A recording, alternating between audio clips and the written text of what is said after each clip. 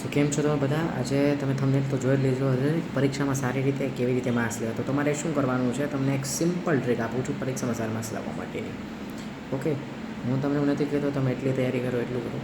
હું તમને ખાલી એટલું કહું છું કે તમારે જેટલું કરવાનું છે તેટલું કરો. ઓકે, જો તમે પરીક્ષાના 3 કે 4 દિવસ પહેલાં બેસો છો તો બધું કરવા ના બેસાય. બધા ચેપ્ટરના આઈએમપી જેટલું છે એટલું બધું ગોખી નાખો. ઓકે, ગણિત છે તો સમજી લો, તેના વિદ્યા કોર્સ દ્વારા વિડીયા તમને જે છે તે મળવામાં જ છે. ઓકે, તો તમારે તે બધા વિડીયા જોઈ લેવાના છે અને માર્ક્સ ત્યારે જ આવશે કે જ્યારે તમે બધું સારી રીતે લખશો. અને જો તમારી જે છે તે પ્રેઝન્ટેશન સારું હશે તો બી તમને સારા માર્ક્સ આવશે. ઓકે, તો તમે તમારા પ્રેઝન્ટેશન ઉપર પણ તમે સારું ધ્યાન આપો. અને તમારે પાસે જો ટાઈમ છે, તમારી જે ટેસ્ટ છે છમાસિક હોય કે પછી પ્રી બોર્ડ્સ હોય કે પછી તમે કોઈ પણ ધોરણનો અભ્યાસ કરતા હોય, જો તેની ટેસ્ટને 1-2 મહિનાની વાર છે તો તમારે શું કરવાનું છે કે પરીક્ષાના 5-6 દિવસની વાર હોય તો તમારે વેલ પ્રિપેર્ડ થઈ જવાનું છે.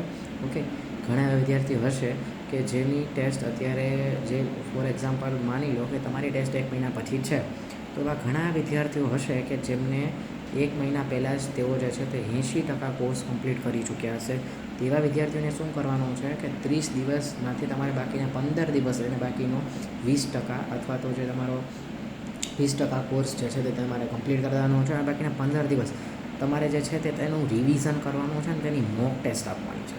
મને કહેશે મોક ટેસ્ટ એટલે શું? મોક ટેસ્ટ એટલે એ કે તમે જે લખ્યું છે તેની પહેલાંથી તૈયારી. ઓકે, જ્યારે તમે બોર્ડમાં હો તો ત્યારે તમને પ્રી બોર્ડ્સ આવે છે ને. પ્રી બોર્ડ્સ એટલે શું? તો કે તમારી બોર્ડની પરીક્ષાની જેમ જ તમારી પરીક્ષા લે છે. એવી તમારા ટોટલ 3-4 પેપર લે છે. મને ઘણી સ્કૂલમાં 1 પણ લેતા હોય છે, ઘણી ચોનુમાં 2, 3, 4 એમ લેતા હોય છે.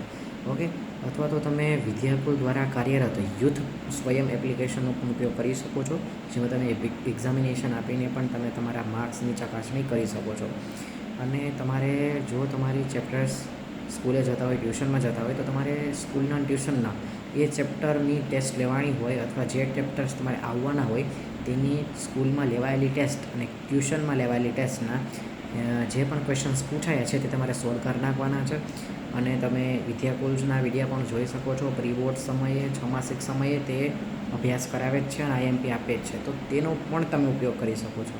આવી રીતે તમે સારા માર્ક્સ મેળવી શકો છો. અને જો તમને મોક ટેસ્ટની અંદર 80, 85, 90ની માર્ક્સ આવી જાય તો તમને આરામથી જે છે તે તમારી પરીક્ષામાં 90%થી ઉપર માર્ક્સ આવી જાય છે.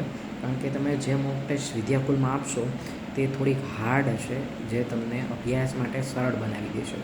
તો તમારે જે છે તે યુથ સ્વયં એટલે કે વિદ્યાકુલ દ્વારા કાર્યરત તે એપ્લિકેશન ડાઉનલોડ કરી લેવાની છે, જેમાં તમને રીડિંગ મટીરિયલ પણ મળી જશે.